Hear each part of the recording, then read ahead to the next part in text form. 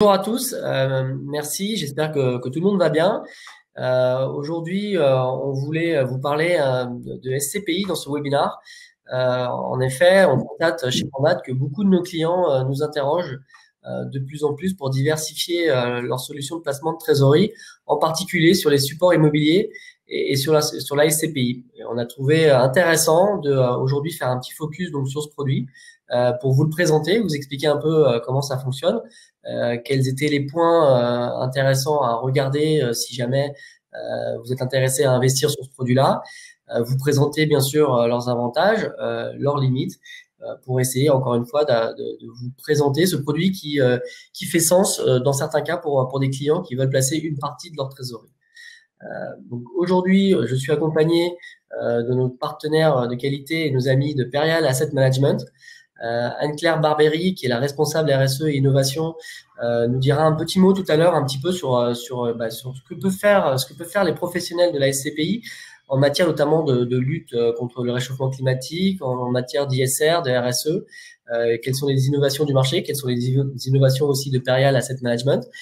Christophe de Courtivran, également le directeur des partenariats, nous parlera un petit peu de l'actualité du marché de l'immobilier en particulier. Il fera un petit focus là-dessus.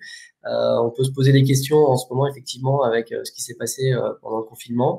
Et ça sera très intéressant d'avoir le retour de professionnels comme Perial Asset Management. Moi, je suis Thomas Forest, le cofondateur de Pandat Finance. Nous sommes un courtier qui est spécialisé sur les placements de trésorerie pour les entreprises. On va accompagner nos clients pour trouver les meilleures solutions de placement sur différents supports qui vont aller du compte à terme à l'assurance vie en passant donc par des fonds immobiliers ou des produits structurés. Timo, donc sur Pandat, aujourd'hui notre service est vraiment d'apporter une expertise sur les solutions de placement de trésorerie pour nos clients. Notre volonté, c'est vraiment d'écouter nos clients pour trouver la meilleure réponse en ayant la meilleure réactivité possible. Nos équipes sont dédiées effectivement au suivi des dossiers des clients. On va chercher pour vous les meilleures solutions qui existent sur le marché, comme par exemple celle de Perial Asset Management en SCPI, mais pas uniquement. On a encore une fois d'autres supports. L'idée, c'est vraiment encore une fois d'être le plus pertinent en fonction de vos problématiques et d'apporter la meilleure qualité de service. Pandat, c'est 20 collaborateurs aujourd'hui qui vous accompagnent au quotidien donc sur ces problématiques. Plus de 80 partenaires, donc des banques, des assureurs, des sociétés de gestion, des salles de marché pour, comme je le disais, trouver les meilleures solutions sur les différents supports qui peuvent exister. On a fait un petit calcul, on a évalué que nos clients, depuis qu'ils travaillent avec nous, ont pu gagner 100 millions d'intérêts supplémentaires par rapport aux offres standards qu'ils auraient pu avoir en passant par leur banque de façon générale. Et ils ont pu placer par notre intermédiaire plus de 30 milliards d'euros. Voilà, et on a de plus en plus de clients tous les jours qui viennent faire des placements de tout type, de toute taille, sur tout support. Alors, on va vous parler de la SCPI. Tout d'abord, la définition de la SCPI. Donc, c'est une société civile de placement immobilier. Donc, comme son nom l'indique, c'est un support qui va être investi sur de l'immobilier. Et l'idée, c'est de permettre à des entreprises d'investir de façon diversifiée sur ces supports pour aller chercher des revenus récurrents et relativement stables. L'immobilier est un support, un actif qui rassure, qui plaît beaucoup, qui a des belles performances par le passé, et c'est une façon assez simple d'accéder à ces supports.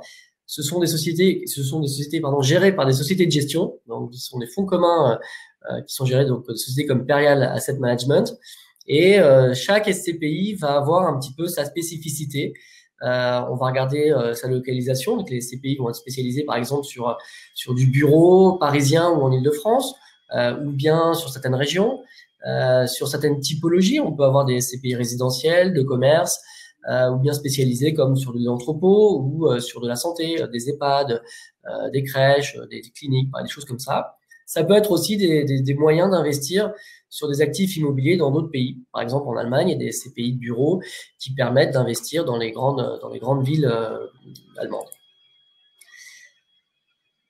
Une SCPI, concrètement, lorsqu'on veut investir dans une SCPI, on va acheter des parts de cette société et devenir un associé. Donc, on va détenir une part. La société de SCPI va donc collecter de l'argent auprès de différents investisseurs et avoir un encours qui va lui permettre d'acheter des immeubles, des biens, que ce soit des logements, des bureaux, des commerces, tout type d'activité. Et la société de gestion qui va gérer cette SCPI va commercialiser des baux, va chercher des locataires pour collecter des loyers qu'elle va redistribuer trimestriellement aux associés. Donc régulièrement, en fonction effectivement des locataires, les clients vont toucher des loyers.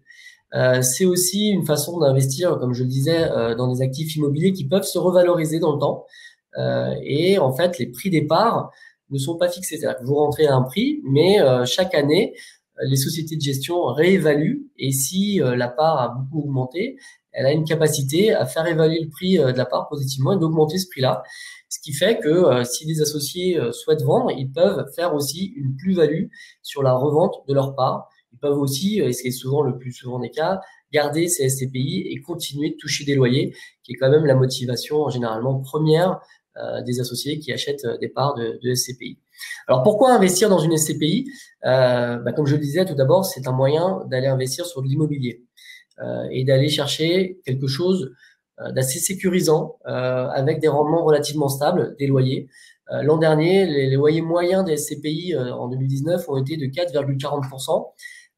Si on compare ça à un produit très standard de trésorerie qui est le compte à terme, aujourd'hui, le meilleur taux qu'on peut proposer à nos clients sur des comptes à terme, c'est du 0,80% sur 5 ans.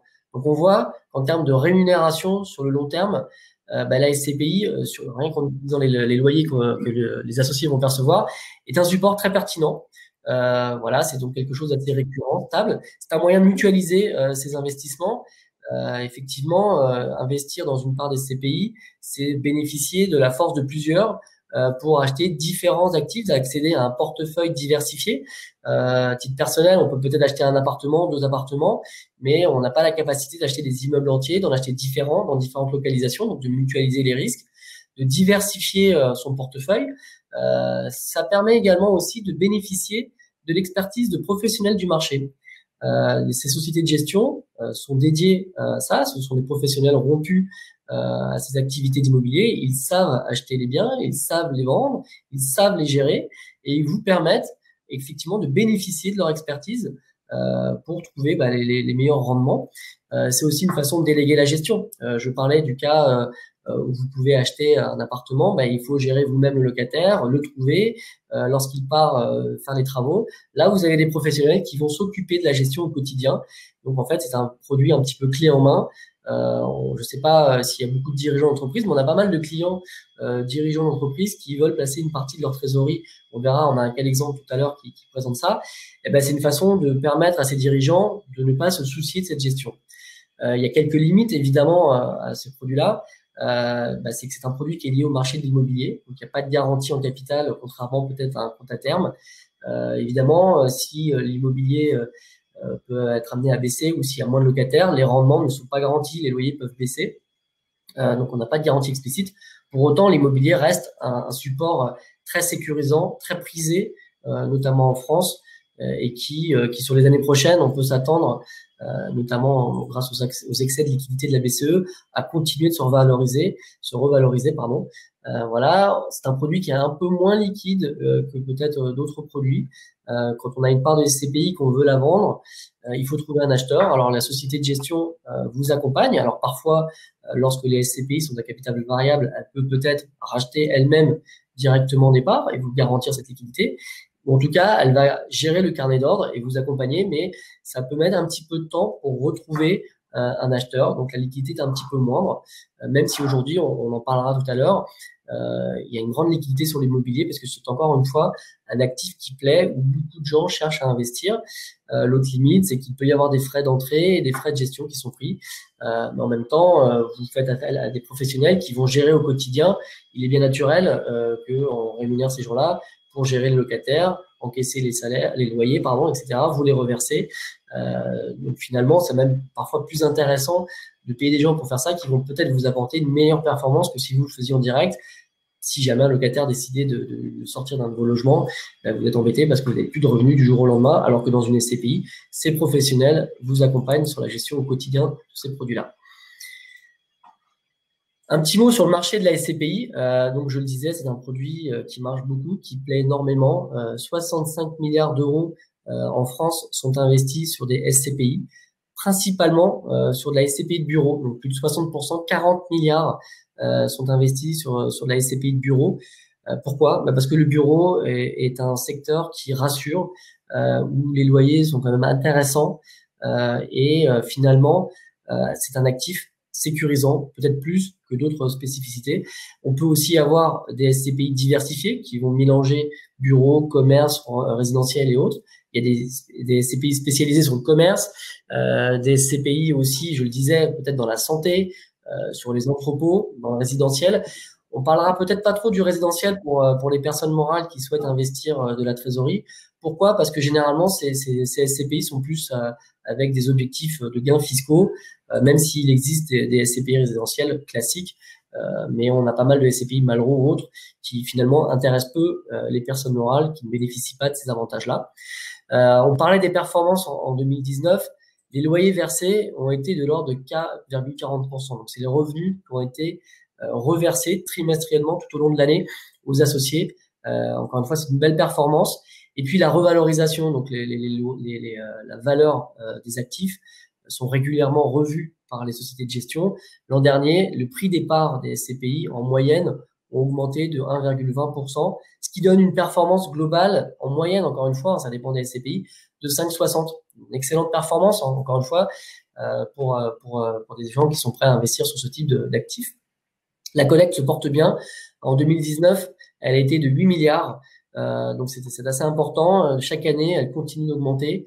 Et on se rend compte que la liquidité, qui est quand même un sujet, je le disais tout à l'heure, est bonne aussi, puisque le marché secondaire, sur le marché secondaire en 2019, il y a eu 1 milliard de transactions d'échange de parts, ce qui représente environ 1,50% de rotation de parts du marché de la SCPI. Donc il y a une assez grande liquidité, même si encore une fois, parfois il peut y avoir un peu de délai pour pouvoir trouver un acheteur de sa SCPI. Mais aujourd'hui, on constate une grande liquidité et plutôt des gens qui cherchent à acheter des SCPI qu'à en vendre. Généralement, encore une fois, les gens qui achètent des parts de SCPI sont là pour le long terme, les gardent assez longtemps parce qu'ils sont assez contents des performances finalement. Cela dit, si on décide d'investir sur une SCPI, il faut choisir la SCPI et il faut se poser quelques questions. Donc nous, on peut évidemment vous accompagner sur ces sujets-là. La première question, c'est de se dire qui va gérer cet argent? Quelle est la société de gestion qui va gérer la SCPI? Et pour cela, il faut regarder différentes choses. Il faut regarder son historique, depuis combien de temps elle existe. Donc Perial, par exemple, Perial AM, qui est une société qui existe depuis un certain temps, qui a une vraie qualité des équipes. Regardez aussi quelles sont leurs spécialités. Est-ce qu'ils travaillent plus dans le bureau? Est-ce qu'ils sont plus spécialisés sur d'autres types d'actifs? La qualité des équipes, la taille des encours, le nombre de SCPI qu'ils gèrent. Effectivement, une société de gestion qui aura beaucoup d'encours avec quelques SCPI va être un professionnel reconnu du marché, et c'est rassurant pour vous dans le fait d'avoir des professionnels reconnus qui vont gérer votre argent finalement. Quelle est la stratégie des SCPI sur lesquelles vous allez investir? Est-ce que c'est une SCPI qui va faire principalement du bureau, du commerce? Est-ce qu'elle va avoir une spécialisation? Est-ce que ça va être un mix de tout cela? L'implantation géographique, évidemment, lorsqu'on fait du bureau dans le quartier central des affaires de Paris, on s'attend à une grande sécurité de la valeur des actifs avec des rendements locatifs récurrents et peut-être une moindre revalorisation par le futur. Par contre, si vous investissez sur des régions sur lesquelles on pense qu'il y a un potentiel futur, ça peut être intéressant de se dire qu'il y aura une revalorisation. Donc, c'est intéressant de se poser ces questions. On peut aussi imaginer diversifier, aller chercher d'autres pays, l'Allemagne par exemple, j'en parlais. Donc c'est important de regarder quelle est la proposition de valeur finalement de la SCPI sur le type d'actifs et les implantations géographiques ciblées pour cette SCPI. Ensuite, il faut regarder un petit peu le portefeuille. Là, il faut se faire accompagner peut-être par des gens comme Pandat pour essayer de regarder un petit peu la valeur, la qualité des actifs, leur situation, leur état, et leurs locataires. Évidemment, si on a comme locataire une société du CAC 40 pour des bureaux très centraux dans Paris ou à La Défense, on est plutôt rassuré dans le fait que ces locataires vont être là dans le temps et qu'ils vont payer leur loyer et de la qualité de ces actifs. Donc ça, c'est des choses sur lesquelles il faut être vigilant et se poser les bonnes questions pour faire son choix en bonne connaissance de cause. Il faut aussi regarder quelques chiffres. La première chose qu'on peut regarder, c'est la taille de la SCPI, combien d'encours sont gérés. Évidemment, si on a une taille importante, on peut se dire qu'on va avoir accès à un portefeuille très diversifié, donc finalement très sécurisant également. Qui dit diversification dit effectivement une baisse du risque, peut-être des revenus plus récurrents, une stabilité. Voilà, c'est intéressant. S'ils sont faibles, ça ne veut pas forcément dire qu'il ne faut pas y aller, mais en tout cas, il faut se poser des questions supplémentaires. Est-ce que c'est parce qu'on est sur une niche où finalement la profondeur de marché est faible, mais on a une vraie croyance sur cette niche-là et on pense que c'est intéressant? Est-ce que c'est une SCPI qui est peut-être en construction et c'est peut-être le moment de rentrer parce qu'on va peut-être avoir de la revalorisation future qu'on espère? Alors évidemment, peut-être un peu plus de risque, mais un peu plus de rendement. Et ça peut être intéressant aussi d'aller chercher de nouvelles SCPI en construction sur des thématiques spécifiques parce qu'on pense que c'est le potentiel de demain et qu'on est très intéressé pour y aller. Un autre point important à regarder, c'est le taux d'occupation. En fait, concrètement, combien il y a de locataires. Évidemment, plus il y a de locataires, plus on est rassuré sur la capacité de la SCPI de percevoir des loyers et donc de les redistribuer aux associés. S'il est faible, il faut s'interroger là aussi, mais peut-être aussi on peut se dire qu'on va avoir un potentiel d'augmentation des loyers, potentiel de revalorisation, peut-être qu'on va attendre des rendements là aussi supérieurs. Mais en tout cas, il faut regarder ça. Il faut essayer généralement d'aller chercher des SCPI qui ont des taux d'occupation financiers importants. Ce qui est aussi révélateur de la qualité des équipes, c'est de voir comment les équipes pour les SCPI ont prévu de faire face à des imprévus ou à des gros travaux et les réserves financières qu'ils ont pu mettre de côté, la trésorerie qui peut être mobilisable pour faire face. Quand un locataire part, il faut remettre un coup de peinture, il y a peut-être des travaux à mettre en place, il y a peut-être des normes qu'il faut aussi remettre à jour et évidemment une SCPI qui aura des réserves importantes, pas trop, parce que s'il a trop de réserves, ça veut aussi dire que son argent n'est pas investi de façon optimale dans l'immobilier et nous, ce qu'on souhaite, c'est d'être investi sur l'immobilier, mais quand même suffisamment pour se dire, voilà, ils seront capables de faire face à des imprévus. La réglementation change régulièrement. On parlera tout à l'heure un petit peu aussi des aspects environnementaux et on sait que les États veulent que les bailleurs soient plus performants aussi sur ces sujets-là, donc on s'attend à ce qu'il y ait des travaux. Donc c'est important de regarder ça. Et puis, évidemment, on va regarder les performances passées. Alors les performances passées ne préjugent bien sûr pas des performances futures, mais ça donne une indication là aussi sur la qualité des équipes. Quelle est la stabilité, la distribution des loyers? Est-ce que dans le temps, régulièrement, on voit que la SCPI distribue des choses assez cohérentes ou est-ce que c'est assez erratique? Là, ça va effectivement faire parler sur la qualité des actifs qui ont été choisis par les équipes. Est-ce que c'est une SCPI qui s'est revalorisée régulièrement? Ça veut dire encore une fois, le travail de sélection et peut-être de rotation aussi du portefeuille d'actifs a été bien fait par la société de gestion. Donc, c'est important aussi de regarder l'historique, encore une fois, de cette SCPI pour juger de sa potentielle qualité et essayer d'estimer le potentiel futur de rendement qu'on peut espérer sur ce support-là. On a voulu illustrer ça avec un cas client. Récemment, on a eu un dirigeant d'une PME qui faisait des conseils, qui nous disait qu'il avait une trésorerie assez importante, qui était principalement investie sur les supports bancaires liquides classiques, type compte à terme, mais qui finalement percevait qu'il avait une espèce de fond de cuve très stable depuis des années et sur lequel il arrivait à se prolonger. Il a une activité qui marche bien, qui est récurrente. Il sait que cet argent finalement va être stable pour un moment et finalement comme c'est un petit peu son argent quelque part aussi et que c'est de la trésorerie dont il n'a pas besoin au quotidien pour payer les salaires, pour faire face à des imprévus, il a cherché à dynamiser une partie de cette trésorerie en privilégiant une récurrence des revenus. Voilà, ce qui l'intéressait, c'était effectivement d'avoir un support sécurisé. L'immobilier était une thématique qui lui parlait, principalement l'immobilier de bureau parisien, puisqu'il est parisien lui-même, il a des bureaux et qu'il connaît un petit peu le marché, il voit comment ça se passe, il a vu notamment les prix augmenter et il était vraiment plutôt enclin à aller sur ces supports-là.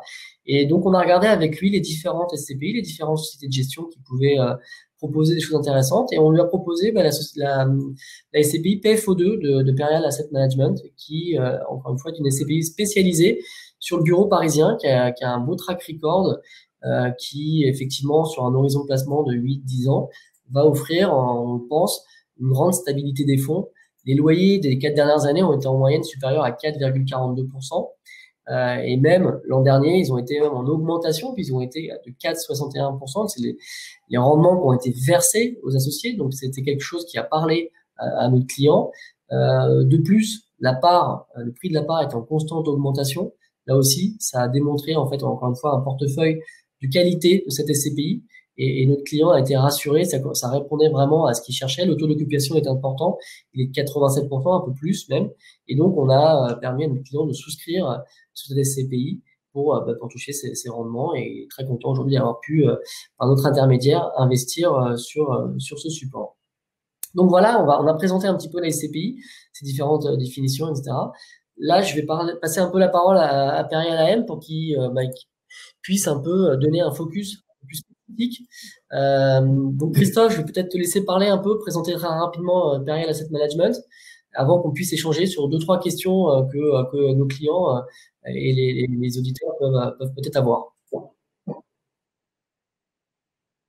Bien, bonjour à tous, Christophe de Courcivron, ravi d'être avec vous aujourd'hui. Merci Thomas pour cette présentation. Alors, ce qui est important de dire, c'est que Perial Asset Management est une société familiale à capitaux indépendants qui existe depuis 1966.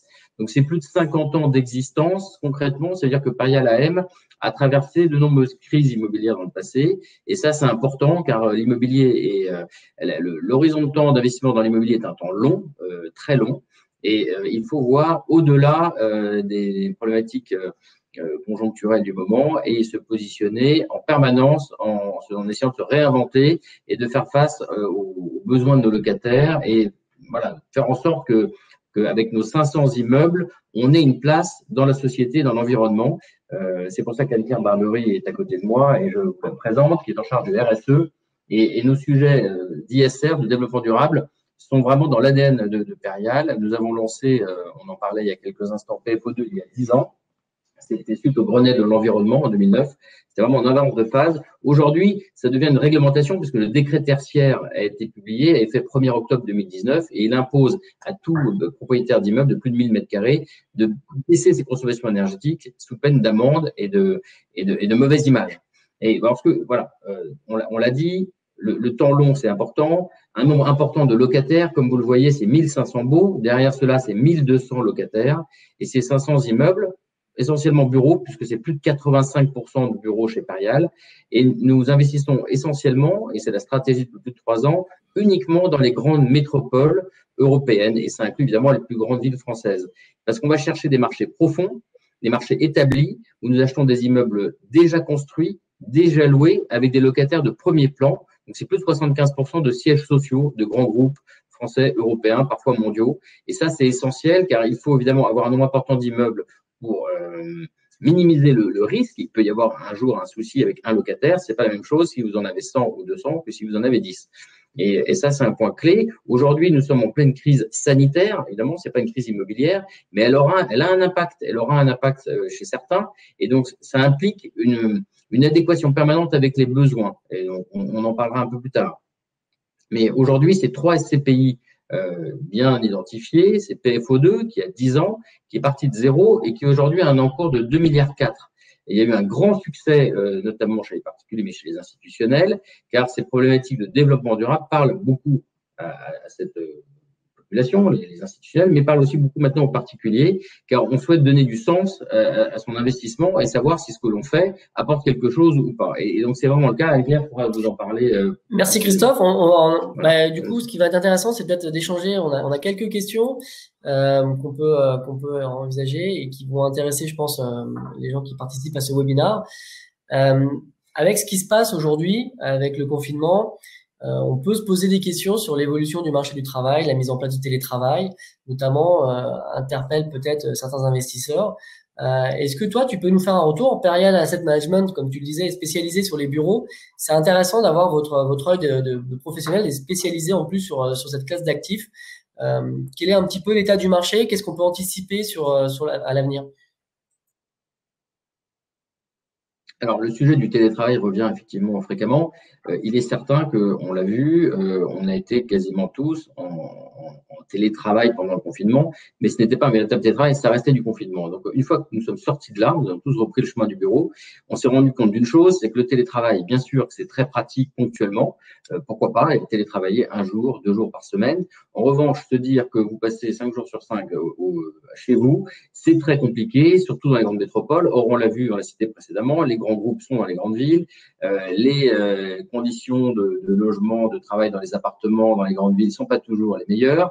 On s'aperçoit d'une chose, c'est qu'on peut très bien traiter des tâches administratives basiques chez soi de manière facile, de traiter des mails et autres. En revanche, c'est pas là où on est créatif, c'est pas là où on règle des problèmes. Et on a besoin d'être ensemble. C'est pour ça que le bureau a un rôle essentiel, puisque c'est vraiment un hub social, c'est une vitrine de la marque, une vitrine de l'entreprise. C'est un lieu où le collaborateur se retrouve, échange, crée ensemble. Donc, on a réalisé un sondage, parce que le sujet est primordial, avec Ipsos. On a mis en place ce sondage en juin 2020 auprès de 700 salariés qui travaillent au bureau. Et le résultat, c'est que 57% des salariés s'accordent plutôt à dire que le télétravail va se développer en complémentarité du travail sur site, mais sans jamais le remplacer. Et alors, en complément de ça, j'ai eu un échange très intéressant avec notre patron de l'immobilier ici chez nous, parce que chez Perial, tous les sujets de l'immobilier sont traités en interne, on ne sous-traite rien, c'est-à-dire qu'on achète, on source nos immeubles en interne, on gère la relation locataire au quotidien en interne, c'est pour ça qu'on est plus de 220 personnes. Effectivement, la finalité de tout ça, c'est que, vous l'avez bien noté, nous fabriquons des produits financiers, des SCPI, mais fondamentalement, on est un spécialiste de l'immobilier. Et voilà. Et ce qui ressort de ça, c'est que si vous avez grosso modo de 1 à 2 jours par semaine en moyenne de télétravail, on va dire en moyenne 1 jour et demi de télétravail par semaine, le besoin de bureau pourrait être diminué de 10%. Donc en fait, si vous voulez, c'est pas proportionnel. Donc ça, c'est important. Et pourquoi c'est pas proportionnel? Parce qu'en réalité, vous avez des usages du bureau qui changent. Aujourd'hui, il est très important d'avoir des bureaux flexibles. C'est-à-dire que vous avez évidemment des open space, des bureaux individuels, mais de moins en moins. Mais surtout, vous avez un nombre de salles de réunion avec différents formats qui correspondent aux besoins de type de réunion. Vous avez même maintenant des box téléphoniques, vous pouvez être tout seul pour vous isoler. Et ça, c'est très consommateur de mètres carrés. Donc, effectivement, les mètres carrés, ils sont là, ils vont être utilisés sûrement différemment, mais en revanche, le besoin de mètres carrés ne va pas diminuer drastiquement. Ça, c'est vraiment notre analyse. Et si vous voulez, nous avons changé de déménager. Perial Asset Management est dorénavant rue Garçon. Et cet immeuble qui a été entièrement désossé, c'est-à-dire vraiment le béton mis à nu, reconstruit en réutilisant les fondations à 100%, en réutilisant des matériaux qui étaient toujours valables, comme des câbles électriques. Ça, c'est vertueux pour la pollution, pour le dégagement de gaz à effet de serre. Et évidemment, aujourd'hui, c'est un bureau moderne, flex office, avec des cellules de réunion, avec du coworking dans l'esprit, si on le souhaite. Et ça parle beaucoup à nos locataires. Parce que les locataires de premier plan, pour attirer aussi des talents, ont besoin d'avoir des immeubles attractifs, bien localisés. Et on peut parler du Grand Paris. On a une SCPI assez connue qui s'appelle PF Grand Paris, qui est la plus ancienne du marché français, s'adapte en permanence à cela. Et ces immeubles sont des immeubles signature, vitrines, hub de service. Et finalement, vous passez du temps au bureau et ça vous apporte quelque chose d'aller au bureau. Effectivement, si c'est pas le cas, c'est compliqué. Et peut-être un mot de mini-conclusion sur ce point. Vous avez 2 marchés aujourd'hui. Vous avez le marché de bureaux dans les grandes métropoles, des biens les meilleurs, Core Plus, les mieux situés dans Paris, le centre des affaires, qui s'achètent, qui se vendent sans difficulté. Le marché est totalement fluide. Ça ne s'est pas arrêté pendant le Covid. Ça continue en cette rentrée. En revanche, je vous confirme que le marché d'immeubles de moyenne qualité, voire de mauvaise qualité, de bureaux, je parle de bureaux, est complètement à l'arrêt. Donc, ça prouve bien qu'il y a un véritable décalage entre le top des immeubles merci des Christophe choses qui ne seraient pas pour aux cette normes. explication. On a aussi des questions qui se posent notamment au sujet du réchauffement climatique et des impacts que les SCPI peuvent avoir. Aujourd'hui, Anne-Claire, quelles sont un peu les réponses qu'on peut apporter, que peut-être Perial Asset Management a déjà mis en place? Vous en avez un petit peu parlé. Quel est un petit peu l'état de l'art sur ce sujet-là et qu'est-ce qu'on peut s'attendre à voir venir dans le futur? Alors effectivement, déjà, il faut se rappeler que le secteur de l'immobilier et de la construction représente à l'échelle mondiale près de 40% des émissions de gaz à effet de serre liées aux consommations d'énergie. Donc c'est colossal. Et ce qu'on voit aussi, c'est que à l'échelle nationale ou à l'échelle européenne, chaque pays, chaque zone a défini des stratégies de bas carbone qui sont déclinées ensuite sur chacun des secteurs économiques, dont le bâtiment. Et les investisseurs sont aussi en attente sur ces sujets-là, car ils sont soumis de plus en plus à des obligations de reporting extra-financier, dont le cadre se renforce, à l'échelle européenne notamment, et qui est aussi de plus en plus regardé par les consommateurs finaux. Donc, le sujet carbone, c'est un sujet qui est compris, qui est en tout cas dont l'enjeu est compris et qui va être de plus en plus pris en compte par les sociétés de gestion, qui vont être aussi soumises à des réglementations plus drastiques à l'échelle européenne, notamment via le règlement Disclosure, qui rentrera progressivement en application à partir de 2021, donc c'est très prochainement, et qui visera à définir un reporting harmonisé pour l'ensemble des fonds et des sociétés de gestion. Alors, nous, concrètement, chez Perial Asset Management, on a compris ces sujets-là, alors qu'on a pris en compte sous l'angle environnemental depuis 2009. Et depuis 2019, donc on a défini un plan climat à horizon 2030 qui fixe des objectifs extrêmement ambitieux de réduction des consommations d'énergie et donc des émissions de gaz à effet de serre pour l'ensemble de nos fonds et avec un effort particulier pour PFO2 puisque c'est un fonds qui est déjà engagé sur ces thématiques-là. C'est un sujet qu'on regarde donc à l'échelle de nos fonds, à l'échelle des prochains produits également qu'on va sortir avec un produit spécial sur cette thématique-là, Perial Eurocarbone, qui sera une SCI.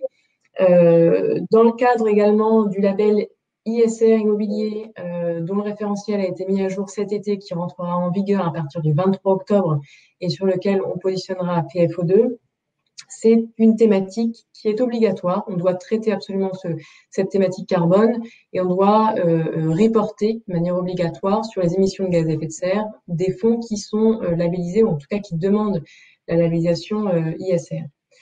Et de manière générale, c'est aussi un sujet qu'on traite à l'échelle de la société, puisqu'il y a un enjeu aussi d'avoir une cohérence avec nos activités et à l'échelle de groupe et corporate. Donc typiquement, alors en ce moment en plus c'est assez génial, c'est la semaine européenne du développement durable qui dure 3 semaines, donc c'est un peu particulier cette année. Et dans ce cadre-là, on va lancer aussi un challenge développement durable en interne pour pouvoir donner la possibilité à chaque collaborateur et collaboratrice de comprendre son propre bilan carbone. Parce que l'enjeu, c'est vraiment que tout le monde, tous les collaborateurs et collaboratrices de Perial Asset Management soient des ambassadeurs et ambassadrices des sujets, des enjeux que l'on souhaite traiter de manière très forte. Et le carbone en est un. Donc, on souhaite vraiment engager tout le monde sur ce sujet-là, donc pour que ça fasse vraiment cohérence entre notre vision, nos produits et nos activités à l'échelle. Merci d'avoir été l'ambassadrice de Perial auprès des éditeurs sur ce sujet-là et pour ces précisions. C'est très intéressant effectivement de voir ce que peuvent préparer les CPI et notamment Perial AM sur ce sujet-là. Un dernier petit mot peut-être Christophe avant qu'on réponde peut-être à 2-3 questions des gens qui sont là. Quelles sont les dernières actualités de Perial très rapidement? Alors, très rapidement, l'actualité de Perial est double. Donc, le sujet du carbone, de la décarbonation du patrimoine est au centre de tout ça. C'est l'étape d'après. Le tertiaire est arrivé, le label ISR arrive enfin. Premier produit labellisé sûrement en début d'année. Donc, c'est le bas carbone. Pour ça, on a 2 axes. On a Perial Eurocarbone qui va être une SCI de bureau européen hors France. Voilà, et on avance de phase sur ces sujets-là. Et dans des villes, des pays limitrophes, Perial se positionne maintenant depuis 3 ans au niveau européen sur des pays limitrophes de la France qui sont l'Allemagne, les 10 plus grandes villes d'Allemagne, les Pays-Bas, les 4 plus grandes villes des Pays-Bas, l'Espagne également, notamment pour de l'hôtellerie business. Donc, c'est les 3 plus grandes villes d'Espagne. Et le sujet, c'est que nous allons lancer donc une nouvelle SCPI qui va s'appeler PF Hospitalité Europe au mois de novembre, qui sera sur une combinaison des thèmes de l'hospitalité qui signifie concrètement tous les immeubles, les biens construits qui vous accompagnent tout au long des âges de la vie. Ce sont des résidences gérées, ça va de la crèche à la résidence médicale spécialisée, à la clinique, à la résidence pour personnes âgées, mais pas uniquement parce qu'on considère que ces classes d'actifs qui sont très intéressantes, pertinentes, qui plaisent aux clients sont pas toujours assez profondes en termes de nombre d'opérations réalisables. Donc, on les combine avec de l'hôtellerie business. Et il n'y aura pas de bureau dans cette SCPI, puisqu'en fait, vous retrouvez cet ADN bureau dans nos 3 autres. Voilà, on attend cette SCPI. On a quelques questions. On a une première question sur le temps qu'il faut compter pour espérer avoir une plus-value. Là, la réponse va être un petit peu double. La première chose, c'est que la partie des revenus, des plus-values quelque part qu'on touche, ce sont des loyers. Et ils sont payés tous les trimestres. Il faut savoir que quand on souscrit une part de SCPI aussi, il y a ce qu'on appelle un délai de jouissance de 3-4 mois, peut-être plus parfois suivant les SCPI, pendant lequel on ne touche pas de loyer. Mais en fait, à partir de cette délai de jouissance, tous les trimestres, vous allez commencer à toucher des distributions de loyer. Et quant à la plus-value elle-même, en fait, vous ne la constaterez qu'au moment où vous vendrez les parts de la SCPI que vous achetez. En général, on conseille d'investir pour 8-10 ans sur ces supports-là. Donc, il faut peut-être attendre du temps. C'est-à-dire que vous allez avoir une revalorisation peut-être de parts chaque année ou pas, mais vous allez vraiment percevoir cette plus-value au moment où vous vendrez effectivement ce bien. Voilà. L'autre question également sur la fiscalité pour les entreprises. Comment c'est traité et est-ce qu'il est possible de l'utiliser pour baisser de l'IS? Alors, les SCPI fiscales sont plutôt à destination des particuliers, comme je le disais. Et ce qui va se passer, c'est que vous allez toucher des loyers. Et en fait, ces loyers vont être fiscalisés au taux de l'IS. Finalement, vont être considérés comme un revenu et que vous allez devoir finalement déclarer dans votre compte de résultat. Et également à la revente de vos parts de SCPI, si vous constatez une plus-value, là aussi, vous allez être fiscalisé. Donc, il n'y a pas vraiment de jeu fiscal sur ce sujet-là. On avait une dernière question aussi sur qui décide des travaux.